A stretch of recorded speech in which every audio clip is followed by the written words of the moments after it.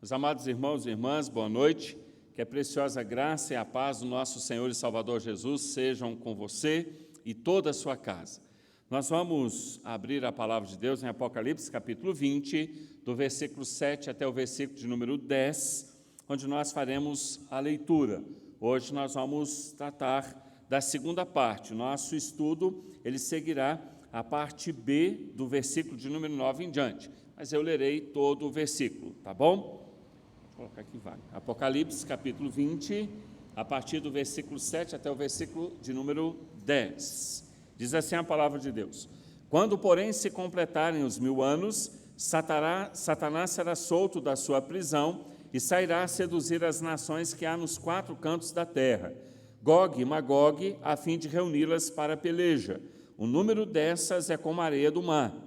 Marcharam então pela superfície da terra e sitiaram o acampamento dos santos e a cidade querida. Desceu, porém, fogo do céu e os consumiu. O diabo, o sedutor deles, foi lançado para dentro do lago de fogo e enxofre, onde já se encontram não só a besta, como também o falso profeta, e serão atormentados de dia e de noite pelos séculos dos séculos. Amém. Vamos orar? Senhor Deus, nós te louvamos pela oportunidade que o Senhor nos concede da leitura diária da Tua Palavra. Te louvamos pela bênção que nos concede de reunirmos como igreja, como povo do Senhor, para estudarmos a Tua Palavra. E nessa noite, mais uma vez, ó Deus, nós pedimos a iluminação e a capacitação do Teu Espírito Santo para que nós possamos, ó Deus, ser fortalecidos com a Tua Palavra. Fala conosco como só o Senhor pode e tem falado. No nome de Jesus, Teu Filho, nós oramos. Amém. Meus irmãos, só lembrando que hoje nós estamos fazendo apenas a transmissão, mas na próxima quarta-feira o estudo presencial retornará. Eu quero que você lembre um pouquinho do que nós falamos na semana passada, onde será projetado aí para você. O milênio terminará. E então Satanás, ele terá liberdade para enfrentar a igreja. Ele então vai atacar a igreja e a igreja não terá mais a liberdade para anunciar o evangelho às nações do mundo todo, porque ela já concluiu a sua obra. Então, quando encerrar esse período definido por Deus, Satanás ele será solto. Isso significa que ele receberá uma liberdade maior, mas é uma liberdade condicionada, uma liberdade limitada também. Nós vimos que isso acontecerá bem próximo ao fim, bem próximo à volta do Senhor Jesus Cristo, quando a igreja será duramente perseguida. E ele então sairá para seduzir as nações, Gog e Magog, ou seja, as nações do mundo todo. Ele convencerá as nações a crerem em toda a mentira que ele sempre ensinou e anunciou, desde que ele tentou nossos primeiros pais. Então, ele usará das suas artimanhas, usará da mentira para atacar a igreja. E as nações, elas serão convencidas de que a mentira é verdade, e isso por um curto espaço de tempo até que Cristo volte. Por isso que nós lemos no versículo 9, a parte B, desceu, porém, fogo do céu e os consumiu. Desceu, porém, fogo do céu e os consumiu.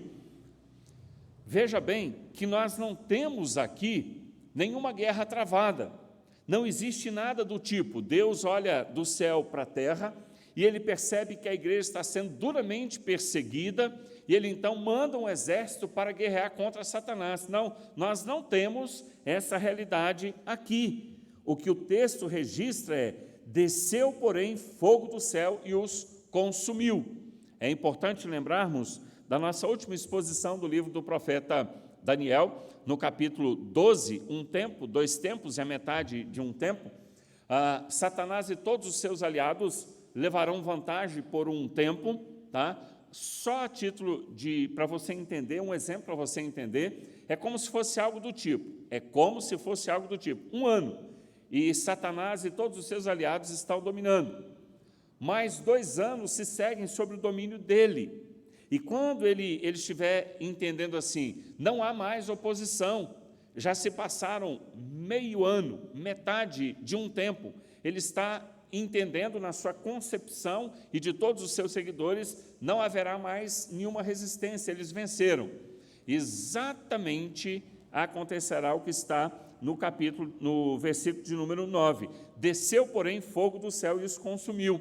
Então, quando eles estiverem seguros de que toda mentira que eles estão anunciando é verdade, quando eles estiverem seguros de que não há mais resistência, não há mais oposição, muitos crentes certamente já foram assassinados, muitos outros estão presos, a igreja não tem liberdade de cultuar publicamente. Quando Satanás e todos os seus aliados estiverem fazendo festa, banqueteando, o Senhor, como diz o texto, de repente desce fogo do céu e consome todos em um só momento. Então não vai existir esta guerra deflagrada de Cristo contra Satanás. Ele já é um ser derrotado, a sentença dele já está escrita, só estamos aguardando Cristo se manifestar gloriosamente no céu, e então, com o sopro da sua boca, ele mandará Satanás para o inferno definitivamente, em um só momento. Ele não vai perguntar nada a Satanás, ele não vai questionar nada a Satanás, e muito menos será concedida a Satanás essa liberdade de perguntar ou de questionar. É simplesmente o aparecimento glorioso, esplêndido do Senhor Jesus Cristo, e lançará todos no inferno, porque isso é justo da parte do Senhor. Desceu, porém, fogo do céu e os consumiu. Irmãos, Deus faz descer fogo santo e justo do céu para devorar todos os inimigos dele e da igreja. Todos aqueles que perseguiram, que atacaram a igreja, que maltrataram a igreja, todos aqueles que combateram a justiça, todo modo de justiça, todos aqueles que combateram a palavra de Deus, todos aqueles que combateram, que perseguiram o Senhor os lançará de forma justa e inquestionável para a condenação no inferno. Toda aquela multidão incalculável que foi reunida dos 4 cantos da terra, representadas por Gog e Magog, para deflagrar guerra contra o povo santo, contra a igreja do Senhor Jesus Cristo. Todos eles, mesmo declarando guerra, eles não nos amedrontarão. Por quê? Porque nós temos a palavra de Deus revelada, a qual nos garante que vai descer fogo do céu para consumir. Nós não desejamos esse momento numa expectativa de que Deus cumpra o nosso querer, de que Deus execute a justiça que nós desejamos, porque a justiça que procede do homem, ela não é uma justiça santa, mas isso acontecerá porque a justiça divina, a justiça santa, já determinou. Então, antes de entrarmos nessa perseguição, antes de entrarmos nessa luta que nós travaremos, nós já temos a certeza que nós entramos nela, aguardando que, de repente, a qualquer momento, vai descer fogo do céu para consumir todos aqueles que odeiam a verdade, todos aqueles que odeiam ao Senhor, todos aqueles que amaram o pecado, todos aqueles que odiaram a Cristo e seguiram e serviram a Satanás. Portanto, irmãos, os inimigos, todos os inimigos do Senhor e da sua igreja serão incapazes de escapar quando o cálice da ira do Senhor transbordar e ele os destruirá com fogo procedente do céu. E isso será justo diante de todo o universo. Não se levantará um só para questionar todo o derramar da ira e da cólera de Deus contra todos os inimigos. Não haverá nenhum que se levantará para questionar, não é porque não existe alguém capaz, é porque não existe a mínima condição da santa ira de Deus, da cólera de Deus ser questionada. E isto é esplêndido, por mais que nós não compreendamos isso, por mais que a nossa mente não nos proporcione a compreender isso, mas é fato de que nenhum dos homens condenados ao inferno, muito menos os anjos caídos e Satanás, nenhum deles questionará a sua punição eterna, porque não tem como questionar, porque tudo que Deus fez é justo. Por mais que seja o Senhor Deus, o Todo-Poderoso, Ele não está condenando estes inimigos da igreja. Os homens que não creram no Senhor, juntamente com os anjos caídos, Ele não está condenando eles ao inferno, porque o Senhor é o Todo-Poderoso. Ele está condenando porque a justiça exige isso. Ele está condenando porque é justo assim acontecer. Então, há todo um julgamento baseado na justiça estabelecida por Deus e, portanto, ninguém questionará a sua condenação, por mais que sofrerão. E eu volto de novo a dar o exemplo e lembrar o texto da parábola de Lázaro e do rico. O rico não questiona a sua condenação. Ele clama porque ele está em tormento, ele está aflito, ele está sofrendo terrivelmente no inferno. Mas você pode verificar a parábola, ou para alguns não é parábola, você pode verificar que não há um questionamento da justiça de Deus. Ele está ali porque ele mereceu, ele está ali consciente. A única coisa que ele pede é que alguém possa aliviar aquele sofrimento. De certa maneira, ele está não questionando, ele está reclamando da punição, mas é justa a punição dele. Tanto é que Abraão responde para ele: olha, não tem como ninguém passar daqui para ir para ali. Não, o que você está recebendo é justo, é a paga justa da sua desobediência. Ele pede que os irmãos dele sejam evangelizados por Lázaro, mas é impossível, porque os irmãos dele já têm o mesmo evangelho que salvou Lázaro. Eles tinham a lei de Moisés e os profetas, a mesma que ele, aquele homem rico, rejeitou e, portanto, foi condenado. Então, meus irmãos, é impossível escapar ao cálice da ira de Deus. Quando o cálice da ira do Senhor transbordar, quando o último crente aqui na terra for atacado, for perseguido, então esse ataque, essa perseguição, ele vai completar o cálice da ira do Senhor.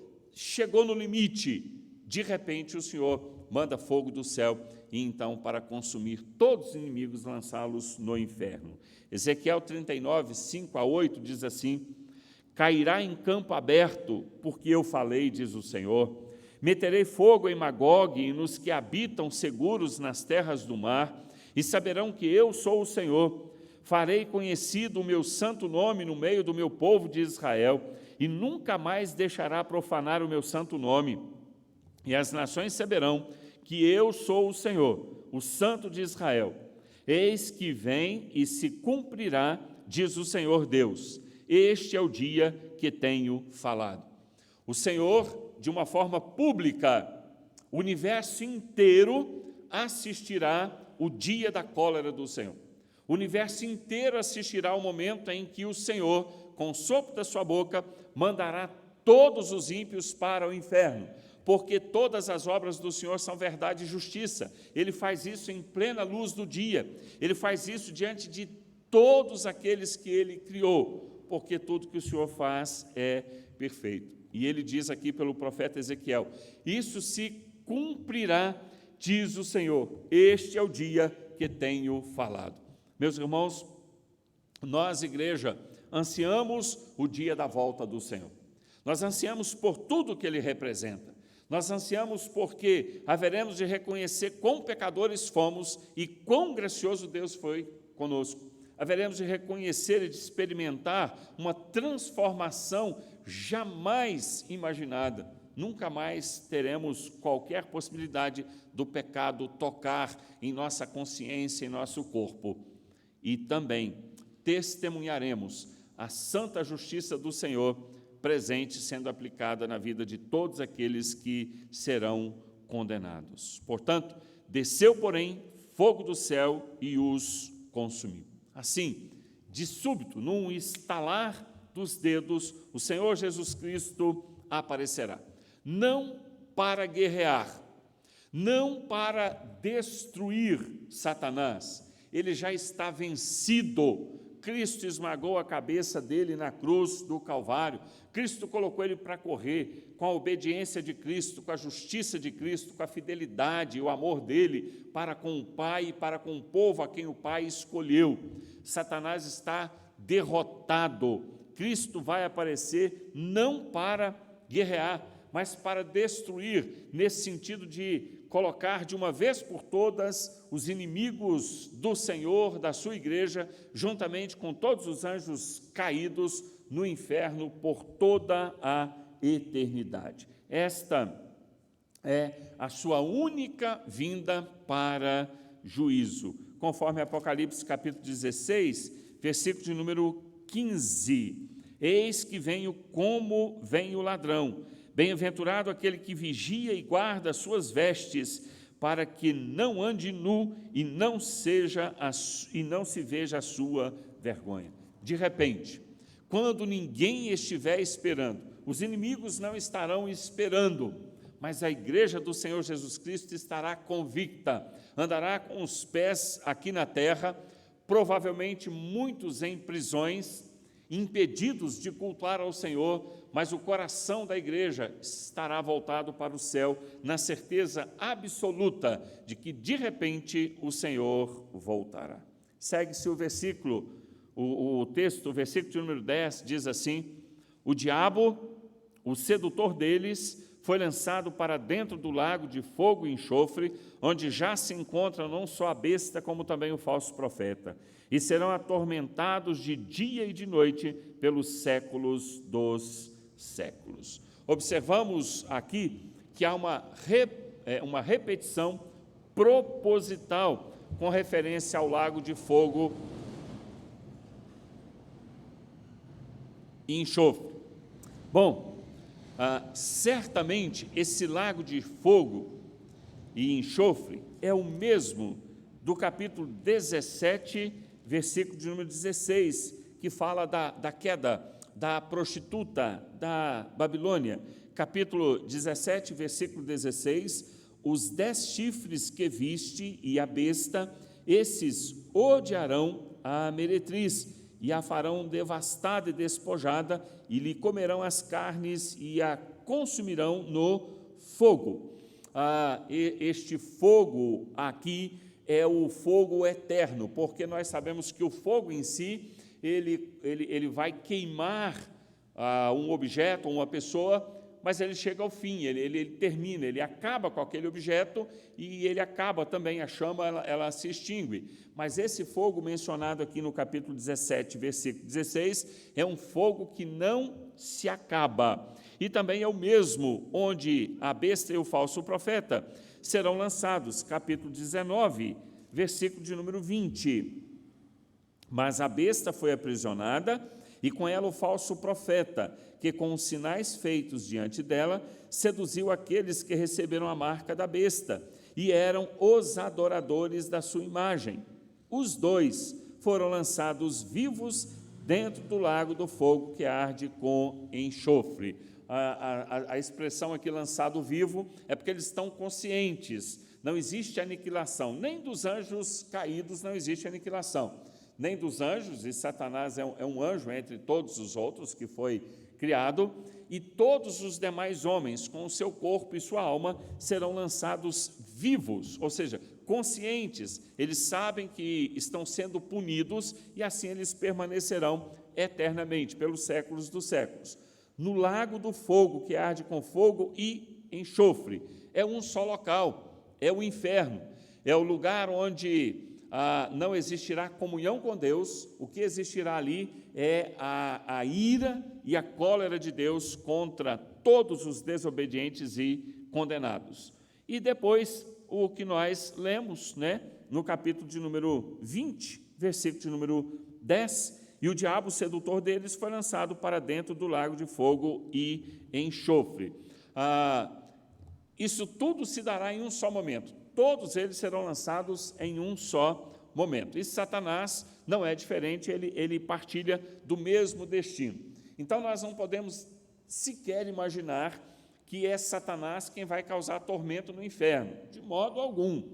Todos serão atormentados pela ira e a cólera de Deus, Satanás e todos os seguidores. Satanás não tem mais nenhuma ação no inferno, a não ser lamentar eternamente, reclamar e sofrer toda a ira e a cólera de Deus contra ele. Então, nós temos essa repetição nesses 3 textos que nós lemos para enfatizar um único só lugar. O lago de fogo e enxofre é o inferno. Bom, nós queremos destacar também que lá, na segunda parte do livro de Apocalipse, que começa a partir do capítulo 12, tá? O que nós temos ali, a segunda parte começa ali, no capítulo 12, Satanás, ele é mencionado em primeiro lugar. Veja bem, capítulo 12, ele vai à guerra no céu, né? Arcanjo e o anjo Miguel vai guerrear com Satanás, e ele é lançado para a terra, ele é expulso para a terra. Depois, o capítulo 13, nós temos a menção à besta que emerge da terra, do mar e da terra. A besta que emerge do mar é uma tipificação dos governos ímpios. A que emerge da terra é o falso profeta, é aquele que atuará nas falsas religiões. No capítulo 17, nós temos a menção da Babilônia como a grande prostituta, aquela que convida as nações todas para adulterar com ela. Bom, então nós temos essa ordem: Satanás, falso profeta, a besta que emerge da terra, do mar, e o falso profeta, que é a besta que emerge da terra, e a Babilônia. Então, Satanás em primeiro, as 2 bestas em segundo, e a Babilônia, ou a grande prostituta, em terceiro. Mas, com respeito à condenação agora, nós temos, a partir do capítulo 17, nós temos aqui uma inversão.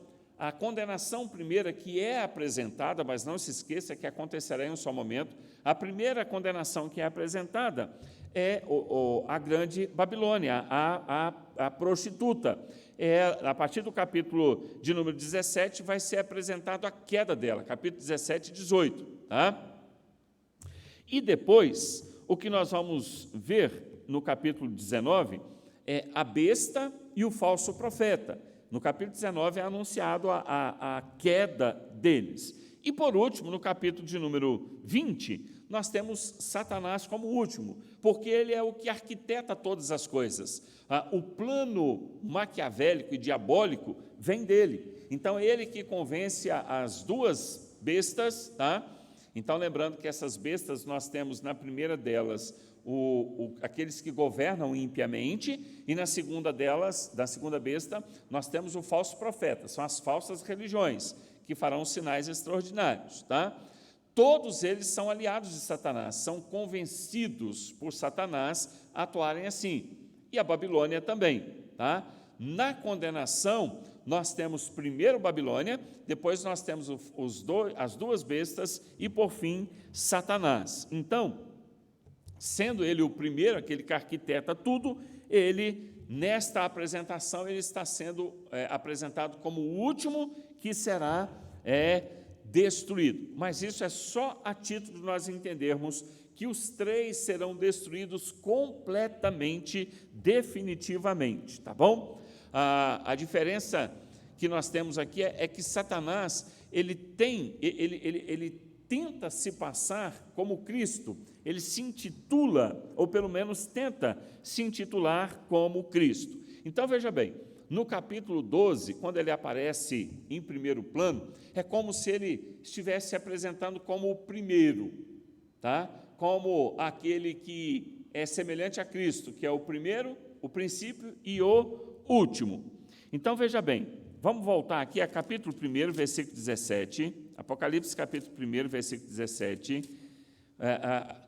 É importante nós observarmos que Satanás ele faz de tudo para enganar as nações. Quando ele dá poder à segunda besta que emerge da terra, ele dá poder a ela para que ela faça sinais e maravilhas extraordinários. Ele vai fazer até fogo descer do céu. Tá? Então, no capítulo 1, versículo 17, falando de Cristo, quando vi, caí a seus pés como morto. Porém, ele pôs sobre mim a mão direita, dizendo, não temas, eu sou o primeiro e o último. O único que é o início, meio e fim é o Senhor Jesus Cristo. Tá? Capítulo 2, versículo 8, ao anjo da igreja em Esmirna escreve, estas coisas diz o primeiro e o último, que esteve morto e tornou a viver. O Senhor Jesus Cristo morreu e ressuscitou. A primeira besta, ela é golpeada e ela parece que está morta, mas ela revive. Satanás foi golpeado na cruz. O Senhor Jesus Cristo esmagou a cabeça dele, mas ele ainda está atuando. A proposta dele é mostrar para as nações que ele não morreu, que ele ainda está atuando. Só que ele não, em momento nenhum, ele vai dizer, olha, eu estou seguro nas mãos de Cristo. A ideologia dele, o ensino dele, vai ser algo do tipo, isso é verdadeiro, isso sim é que é a verdade, até o momento que ele será então destruído. E aí no capítulo 22, capítulo 2, 8, fala de Cristo, tá? Capítulo de número 22, versículo de número 13. Eu sou o alfa e o ômega, o primeiro e o último, o princípio e o fim. Então, por mais que Satanás, ele tente se apresentar como o primeiro, como o idealizador da grande prostituta que é Babilônia, por mais que ele conceda poder às duas bestas, e por mais que ele tente se apresentar como aquele que é o primeiro e o último, a diferença é que Cristo é o único primeiro e último, e Cristo, ele é o vencedor de Satanás, e Satanás será destruído eternamente, ele será lançado no inferno por toda a eternidade. Então, mesmo que Satanás seja concedido a ele fazer sinais, mexer com o cosmos, esses sinais nunca podem ser comparados ao que Cristo fez. Nós sabemos que ele vai fazer descer fogo do céu, nós sabemos que ele receberá poder para ressuscitar pessoas, ressuscitar mortos. Mateus capítulo 7, o Senhor Jesus fala disso. Naquele grande dia, muitos hão de dizer, Senhor, Senhor, em teu nome não profetizamos, em teu nome não fizemos muitos milagres e sinais, e ele vai dizer claramente, apartai-vos de mim, malditos, para o fogo eterno. E a grande diferença que para nós sempre existiu, não há comparação entre Cristo e qualquer outro ser criado, muito menos Satanás. Cristo é único, Cristo é absoluto, todas as suas obras mostram isso. Desde o Éden, Satanás tenta de todas as maneiras se passar por Deus, se colocar no lugar de Deus, mas sempre ele fracassou e é um fracassado eternamente. Tanto é que o número que identifica os seguidores de Satanás é 666. E o número 7 na Bíblia é perfeição. 666 significa que Satanás nunca alcançará Cristo, ele nunca chegará próximo em nada a Cristo. Então, quando o versículo de número 9 diz que desceu, porém, fogo do céu e os consumiu, mostra claramente a diferença ou a impossibilidade de se comparar Cristo com qualquer um dos seres criados. Nós, ele como nosso representante, nós devemos ser imitadores dele. A nossa conduta deve ser semelhante à de Cristo. Mas Cristo, como Deus unigênito que é, nada na criação pode ser comparado a ele. Por mais que Satanás ele tentará de todas as maneiras se passar, ser semelhante ao Senhor Jesus Cristo, mas jamais conseguirá. Ele é falso, ele é mentiroso. Então, eles declaram guerra contra a igreja do Senhor, mas no final todos eles serão derrotados e destruídos. João, em todo o Apocalipse, o que ele recebeu, ele registrou, ele vai narrando Satanás como um fracassado, como um derrotado, e toda a estrutura que Satanás tenta montar sempre ruirá. Então, no capítulo 12, versículo 5, ele vai ser, abre aí, por favor, capítulo 12, versículo 5, ele vai tentar perseguir a mulher, vai tentar impedir que o filho nasça, e o que acontece? Capítulo 12, 5, nasceu-lhe, pois, um filho varão, que há de reger todas as nações com cetro de ferro, e o seu filho foi arrebatado para Deus até o seu trono. Desde o Antigo Testamento, Satanás tentou de todas as maneiras impedir que o Messias se encarnasse. Quando Jesus Cristo nasceu, ele tentou impedir que Cristo vivesse, matando por mãos de Herodes aquelas crianças. Sempre foi um fracassado. Cristo nasceu, se encarnou, derrotou Satanás, satisfez a ira de Deus morrendo, ressuscitou e foi arrebatado para junto do Pai no céu. Também, o capítulo 12, versículo de número 9, e foi expulso o grande dragão, a antiga serpente, que se chama Diabo e Satanás, o sedutor de todo o mundo. Sim, foi atirado para a terra e com ele os seus anjos. Na batalha que foi travada por Miguel e os seus anjos contra Satanás, o dragão e os seus anjos, o dragão, Satanás e os seus anjos foram derrotados pelos anjos e por Miguel. Ele não lutou com Cristo, ele não travou batalha com Cristo, ele se aproximou de Cristo pela permissão de Deus para tentar o Senhor Jesus Cristo. Todo o ministério de Cristo é um ministério vitorioso contra Satanás. Cristo não teve que levantar a espada e bater espada com Satanás para ver quem ganharia o duelo. Nunca isso aconteceu. Satanás sempre foi um ser derrotado. Cristo resistiu com a simples, porém poderosa palavra de Deus. Em tudo se mostrou obediente e Satanás teve que se retirar. Ele teve que bater em retirada, porque o Senhor em tudo obedeceu a Deus. Então, na guerra, nessa batalha no céu, os anjos que guerrearam contra Satanás e ele perdeu. No capítulo 20, que é o capítulo que nós estamos apreciando, capítulo 20, versículo de número 13, ele foi preso e conservado no abismo.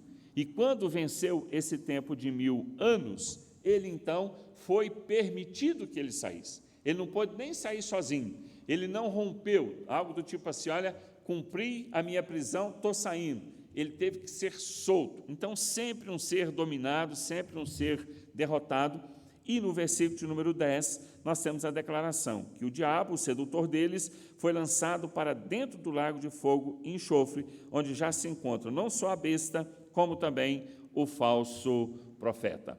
Então, esta marca a derrota definitiva de Satanás, quando ele é expulso, quando ele é lançado para o inferno. Então, esse trio aí, Satanás, a besta e o falso profeta, o que acontecerá com eles? Serão atormentados de dia e de noite pelos séculos dos séculos. Então, eles serão atormentados com toda a ira e toda a cólera de Deus. Então, a expressão aí, dia e noite, ela é um contraste, porque os crentes no céu, eles viverão com o Senhor pelos séculos dos séculos, adorarão o Senhor pelos séculos dos séculos. Em contrapartida, Satanás, todos os seus seguidores, serão atormentados pelos séculos dos séculos, dia e noite. Também, o que nós temos aí, um contraste aí, né? Versículo 15, se alguém não foi achado inscrito no livro da vida, esse foi lançado para dentro do lago de fogo. Todos aqueles cujos nomes estão escritos no livro da vida, eles estarão com o Senhor Deus por toda a eternidade. Mas todos aqueles que os nomes não estão escritos no livro da vida, serão também atormentados com Satanás por toda a eternidade. Tá? Do mesmo jeito que a Bíblia retrata que no céu nós viveremos por toda a eternidade, não há nenhuma parte na Escritura que mencione que essa punição de Satanás e dos seus aliados, que ela terminará em algum momento. Tá? Essa punição é de eternidade a eternidade, por toda a eternidade. É um lugar preparado para que eles, assim, permaneçam por toda a eternidade. Do mesmo jeito que nós não conseguimos mensurar a eternidade no céu com o Senhor, não dá para mensurar a eternidade das criaturas condenadas ao inferno. Bom? Pois bem, quero fazer algumas considerações para que nós possamos encerrar. Primeira delas, Satanás e seus aliados, eles estão, nesse exato momento, num processo crescente de organização para a batalha final. Ao longo desses anos, Satanás esteve totalmente proibido, melhor dizendo, de impedir a igreja de avançar com a sua obra missionária.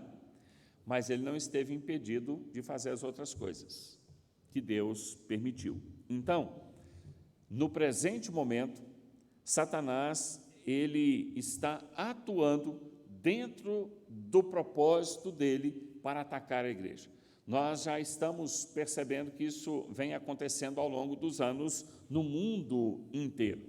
É importante lembrar também que as nações, elas já estão, de alguma maneira e de alguma intensidade, aliadas com Satanás para combater a justiça, e elas já se portam com injustiça. Então, elas já estão legalizando muitas ações que ferem e muito a Escritura. Então, olha, nós já temos a questão do aborto legalizado em muitos países, nós já temos a ideologia de gênero, nós já temos o casamento entre pessoas do mesmo sexo, como que já é validado essa união, idolatria, países em que é reconhecido ídolos, né, como os seus deuses, luxúria, prostituição sendo legalizada. Então, as nações, elas já apresentam uma configuração ímpia muito clara. Então, já há uma organização, esse exército dos 4 cantos da terra, representados aqui por Gog e Magog, eles já estão se reunindo e já estão, em parte, reunidos, atacando a igreja. Nós já percebemos que há uma dificuldade muito grande de você viver no mundo atual. Nós já percebemos que aqueles que têm uma conduta justa e honesta, procurando cumprir com os seus deveres junto ao Estado, já são perseguidos. Muitos corruptos, ladrões, assassinos, têm as suas penas aliviadas. Muitos nem chegam a ser presos, né? O processo contra essas pessoas caduca, eles não são condenados. Mas se uma pessoa, um trabalhador que negligencial deixar de pagar um imposto, uma declaração de imposto de renda, certamente ele será punido e será preso. Isso já é uma configuração da injustiça e da impiedade que predomina no mundo todo. E poderíamos citar muitos exemplos aqui, né? Ele já tem derrubado transmissões e páginas na internet onde as pessoas se posicionam pública e claramente contra esses princípios ímpios, pecaminosos, quando as pessoas se declaram cristãs e falam em Deus abertamente, na palavra de Deus, né? Em breve nós teremos as nossas transmissões derrubadas também, né? E eu já disse que eu não tenho nenhuma preocupação, nenhum medo com isso. Mas também temos essas questões acontecendo, temos essa organização diabólica já bem estruturada no mundo inteiro, né? Mas também nós já temos a igreja como agência missionária, ela já está experimentando um pouco das restrições que as nações imporão sobre elas. Já países que já estão fechando e não estão aceitando mais a pregação do Evangelho. Então, a evangelização no mundo inteiro já está sendo restringida legalmente, né? Então, nós já começamos a experimentar isso. Precisamos observar que está bem próximo essa volta de Satanás, quando as nações já começam a impor suas restrições com respeito à evangelização no mundo. Já percebemos também que os ímpios estão aí cercando o acampamento dos santos, né? Mas não podemos nos esquecer o seguinte, que enquanto os ímpios cercam a igreja, liderados por Satanás, Cristo habita no acampamento dos santos. Cristo habita em nós. Nós temos o Senhor do universo como nosso Senhor e como nosso defensor, como nosso ajudador, aquele que labuta por nós, aquele que nos defende. Então, os ímpios têm cercado a igreja? Sim, têm cercado a igreja. Mas enquanto eles estão sendo liderados por Satanás para a queda definitiva, nós somos conduzidos por Cristo para a salvação eterna. Outra observação importante é que a igreja do Senhor Jesus Cristo, de todas as épocas, não só de hoje, ela ela sempre foi, e sempre será conduzida e capacitada pelo Senhor Jesus Cristo para enfrentar esse ataque. Então, por mais que soframos perseguições, a igreja nunca se apostatará da fé. Quem fortalece a nossa fé é Cristo. O Espírito Santo, mesmo que as pessoas tirem o livro, a Bíblia das nossas mãos, não tirarão do nosso coração.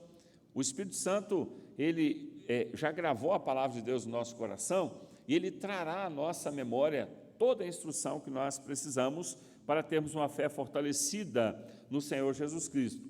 A igreja atual tem a responsabilidade de pregar o Evangelho corretamente, de ensinar as Escrituras, de confrontar o pecador, porque é assim que o Espírito Santo vai fortalecendo a nossa fé. E aí, por fim, nessa condenação, nós temos vida eterna e condenação eterna. Enquanto os inimigos do Senhor caminham para a destruição, para a condenação eterna, Cristo está conduzindo a sua igreja para os céus, para a salvação eterna. Então, irmãos, mais uma vez, a única coisa que nos resta é a certeza de que Cristo voltará e que nós seremos levados com Ele juntamente para o céu. E por isso nós devemos fazer a oração que João, o profeta, fez no final do livro, capítulo 22, versículo 20 a 21. Aquele que dá testemunho dessas coisas diz: certamente venho sem demora. Amém. Vem, Senhor Jesus. A graça do Senhor Jesus seja com todos. Amém. Mesmo tendo conhecimento de tudo o que está para acontecer, já está acontecendo em certa proporção e acontecerá em proporções maiores. Cristo marcha juntamente conosco. Temos a certeza de que nós já somos mais que vencedores por meio de Cristo. Temos a certeza que nós triunfamos, sempre triunfamos por meio de Cristo. Então, não existe nenhum deserto, nenhum mar, nenhuma tempestade que servirá para nos impedir de caminhar e alcançar o céu. Com Cristo, nós transporemos todos esses obstáculos, todas as tribulações, venceremos todas as batalhas. Só nos resta um lugar, uma única esperança, é o céu com o Senhor. Por isso devemos clamar como João, amém, vem, Senhor Jesus, porque sobre nós repousa a graça de Deus. Que essa certeza, que esta alegria, esta felicidade, que ela nos impulsione para pregarmos o Evangelho. Há pessoas ainda que precisam ser alcançadas pelo Evangelho de Cristo. Mesmo tendo a certeza que os ímpios serão condenados, não devemos ter prazer na condenação de ninguém, pois o próprio Senhor, segundo o livro do profeta Ezequiel, nos ensina: o Senhor não tem prazer na morte nem do ímpio. Não devemos ter prazer na condenação de ninguém. Devemos ter alegria pela nossa salvação. Devemos pregar o Evangelho para que o Senhor salve aqueles que nele crerão, e devemos orar para que o Senhor volte imediatamente, porque a maldade de Satanás e dos ímpios é algo assustador. Que Deus console o nosso coração, que Deus nos conforte, que Deus nos encha com a sua palavra e com seu Espírito, porque temos a certeza da vitória, mas temos ainda toda uma guerra pela frente, até que Cristo volte para nos levar. Que Deus nos abençoe. Amém. Vamos orar? Senhor, nós te louvamos pela certeza que temos que em breve o raiar da aurora chegará, que em breve Cristo aparecerá nas nuvens, que toda impiedade e injustiça chegarão ao fim, que o sol da justiça brilhará e com Cristo nós reinaremos. Mas enquanto esse dia não chega, que o Senhor tenha misericórdia de nós e nos capacite a pregarmos o Evangelho, a vivermos a vida cristã, dando um bom e correto testemunho da pessoa e da obra do Senhor Jesus Cristo. Habilita-nos, ó Pai, para evangelizarmos os nossos parentes, amigos, conhecidos e aquelas pessoas que até o presente momento nos são completamente estranhas, mas que aqueles que o Senhor, ó Deus, colocar no nosso caminho, que possamos anunciar o Evangelho com todo amor, tendo misericórdia daqueles que ainda não te conhecem.